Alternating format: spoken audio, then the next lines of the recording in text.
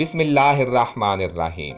Historic info میں تمام دوستوں کو خوش آمدید۔ ناظرین، ارطغرل غازی ڈرامہ کے 5 سیزن گزر جانے کے بعد بھی ارطغرل غازی کو زندہ دکھایا گیا ہے، تو دوستوں کے ذہنوں میں یہ سوالات پیدا ہوئے کہ حقیقی زندگی میں ارطغرل غازی کی موت کیسے ہوئی، آپ کا مزار کہاں ہے اور آپ کا مزار کس نے تعمیر کروایا، آپ کی موت حلیمہ سلطان سے پہلے واقع ہوئی یا بعد میں؟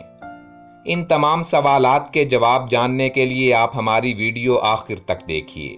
ویڈیو کے باقاعدہ آغاز سے پہلے اگر آپ نے ابھی تک ہسٹورک انفو کو سبسکرائب نہیں کیا تو ابھی کر لیں اور بن جائیں ہماری یوٹیوب فیملی کا حصہ، کیونکہ ہم آپ کے لیے ایسی ہی دلچسپ اور حقیقت پر مبنی ویڈیوز بنانے کا سلسلہ جاری رکھیں گے۔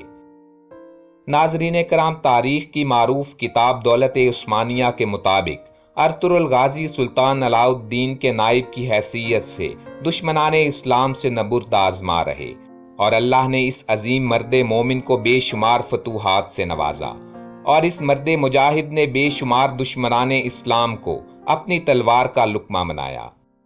حقیقی زندگی میں ارطغرل غازی 90 سال کی عمر میں بوجہ علالت اپنے خالق حقیقی سے جا ملے۔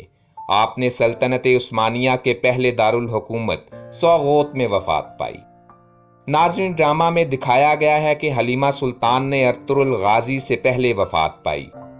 تاریخ کے مطابق حلیمہ سلطان نے 1281 عیسوی میں، جبکہ ارطغرل غازی نے 1288 عیسوی میں وفات پائی۔ ارطغرل غازی حلیمہ سلطان کی وفات کے بعد 7 سال تک زندہ رہے۔ اگرچہ ارطغرل غازی ڈرامہ میں حلیمہ سلطان کی وفات کو جوانی میں دکھایا گیا ہے، مگر یہ دکھانا جھوٹ نہیں ہے کہ حلیمہ سلطان نے ارطغرل غازی کی زندگی میں ہی وفات پائی، بلکہ یہ بالکل سچ ہے کہ ارطغرل غازی کو اپنی زندگی میں ہی حلیمہ سلطان کی موت کا دکھ اٹھانا پڑا، اور 7 سال بعد آپ بھی اس جہان فانی سے کوچ کر گئے۔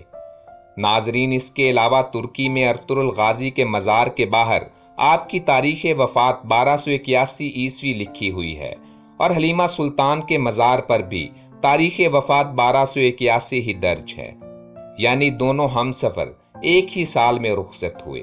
پھر بھی ایسا ممکن ہے کہ حلیمہ سلطان کی موت ارطغرل غازی سے پہلے واقع ہوئی ہو، چونکہ تاریخ کی مختلف کتابوں میں اس بارے میں اختلاف پایا جاتا ہے، اس لیے ہم نے آپ کے سامنے مختلف تاریخی حوالہ جات پیش کر دیے ہیں۔